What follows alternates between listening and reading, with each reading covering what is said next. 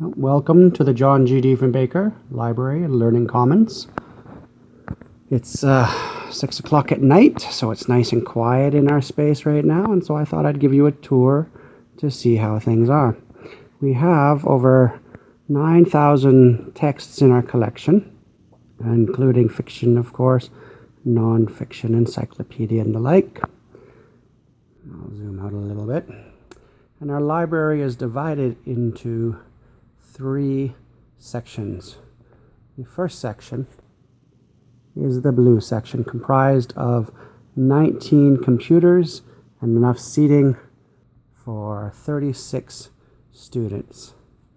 And as we travel along, we can move to the green section, comprised of 24 computers with, again, enough seating for approximately 40 students. And our third section is the brown section, 20 computers, 36 student seats. Our library is bookable by teachers. Typically 2 classes book our library at a time. Though there are times when we have 3 classes of probably over 100 students, plus some students on spare. We have tried to work our library to make it a flexible learning environment. So we have multi-use areas, we have comfortable seating, some desk stations, but it is still a work in progress. Our new books are displayed as one enters the library, and then we have themed displays that we can put out on these shelves. So depending on the month or the event, we can have a number of themed displays. Freedom to Read Week just ended last week. We have kept it going for this week just because it's such a popular display. The students love to come by and learn about the various books that were once challenged or banned. And so, of course, The Golden Compass by Philip Pullman is a good one. Margaret Atwood, The Handmaid's Tale.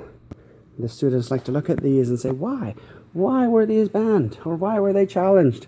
And it starts a good conversation. Each piece, we have a little description of why it may have been banned.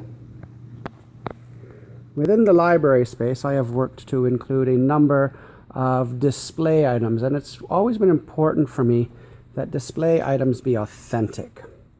I want students to be able to not only I wanted students to be able to access, to touch, to experience history. And so I have a number of antique items, including this copy of Missionary Travels by David Livingstone in 1913. I'm very happy by this. I got that at a book fair.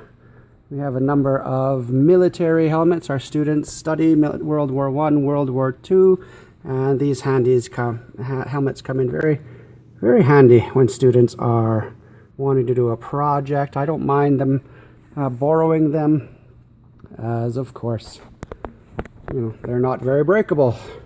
We have a number of items, as I said, that students can borrow or play with or look at, including my World War II British trench phone. Very exciting. This was before they had cell phones, of course. We have a number of seating areas. This is a very popular seating spot for the students. They like to sit here, do some studying, do some socializing, do some relaxing, and of course we do have work areas, tables, where the students are able to work on projects, of course. These windows are a new addition to our library. Prior to this, there were no windows in our Learning Commons space, and so our poor students had to suffer without any natural sunlight. So now it's become a very popular sitting and reading spot for our students, as they can watch the airplanes land from this location, or watch a game on the football field, or just sit and read.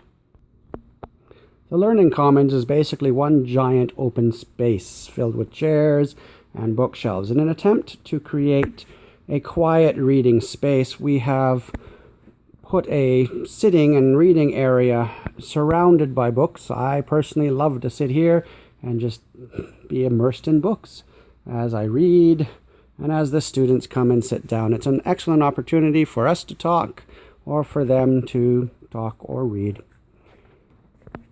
Other items in my library, in the Learning Commons, are either antique, as you've seen, or fair trade items. I try to ensure that every display item in our library is a positive distractor.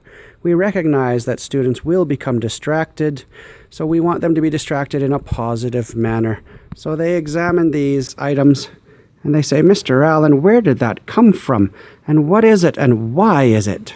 And it gives them an opportunity to learn about, in this case, some fair trade. What is it? Why is it important? And oh, you see me in the reflection.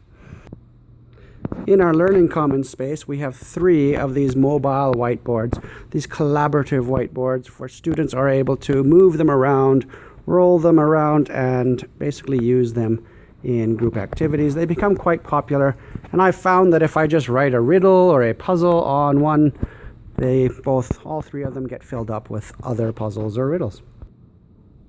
Within the green area of the library, you will find 24 computers that students are able to use, and you will find a smart board that are able to be used by students if they want to work in a group, collaboratively, or displaying a presentation. So as I said, it's a little after 6 p.m.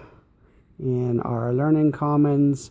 Things are nice and quiet, and it's time for me to, I think, sign off and let you, relax. Have a good night, everyone, and enjoy your time.